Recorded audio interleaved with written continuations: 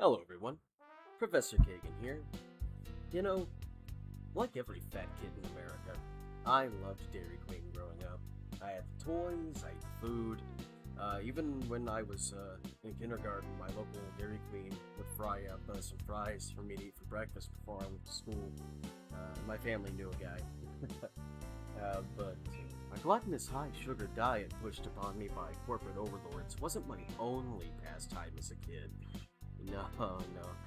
I had to lark as those very same overlords with Tycoon games. That's right.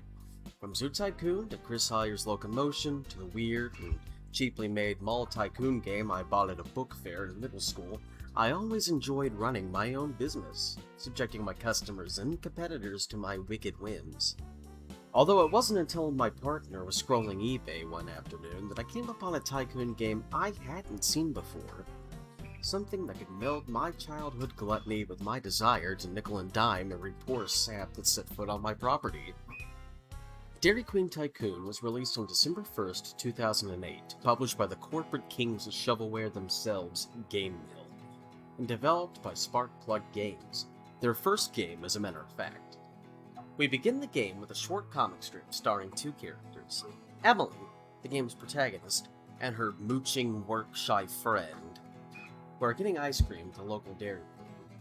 Upon seeing the help wanted sign in the window, her mooching buddy makes a joke about how she should work there, but it turns out she actually agrees with him and thinks that she can manage Dairy Queen all on her own. Quite illustrious, the role of managing a Dairy Queen. Well, you're telling me a college graduate is taking work that makes little to no use of their degree, leaving them underpaid and underemployed?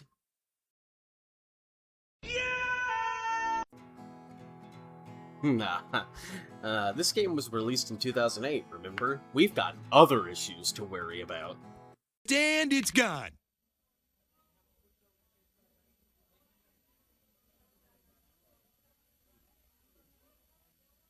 What?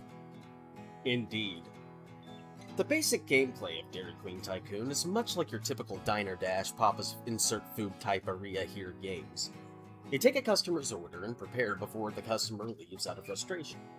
You can upgrade food machines for faster order prep and hire employees to manage locations and registers you're too busy to service. I especially like this guy. The devs really knew the Dairy Queen customer base. And just like in real life, if you take too long to get their food ready, they'll start physically threatening you. Anyway, the game has 5 sets of 7 levels, all broken into weeks. Each week consists of 6 typical workdays, with a special minigame on the 7th day as a sort of bonus multiplier to help you reach your weekly quota. Failure to meet said quota just means you need to redo a day you didn't particularly do well in. Very forgiving of the Dairy Queen shareholders, and very kind of them to invent a time machine so you can go back to the service industry grind again. But you know, for all my jokes, the gameplay is kind of addicting. The player character can hold up to 2 items at once, which is great for multitasking or delivering 2 items for an order that takes, well, 2 items to finish. Some items are even multi-step, like the banana split, requiring the dish, banana, ice cream, and toppings. You can also chain multiple interactions in a queue, kind of like you do in the Sims games. This allows you to plan your actions ahead and strategize while serving your customers. There's no spoilage system, so you can just tap all the machines to have items ready for pickup before they're even ordered. A power-up system also accompanies gameplay in the form of freezing time, improving player speed, among other temporary modifiers. As I said, there's a lot of depth to the gameplay.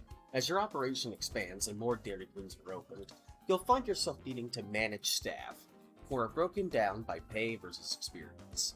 The more you pay them, the faster they are.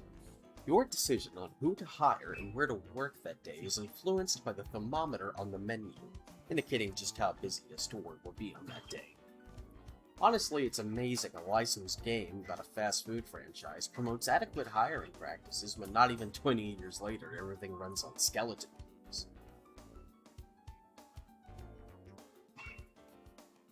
Though, as the game goes on, the staff can get a little bit underfoot as they try to jump on the same customer you're working with and aren't attending to other matters. They don't really have that great of an AI, but I think I managed to get through it all right. After all, it feels a bit much to ask for the ability to assign employees to specifically man a register and service only the customers who walk up to it in a licensed promotional game. What can you expect, really? I hope you guys enjoyed this quick little blurb about this strange old game that I found. I'm not the first guy to talk about it, but it just has a really weird and surprisingly in-depth gameplay system, and it's a pretty good reminder of how much the service industry sucks.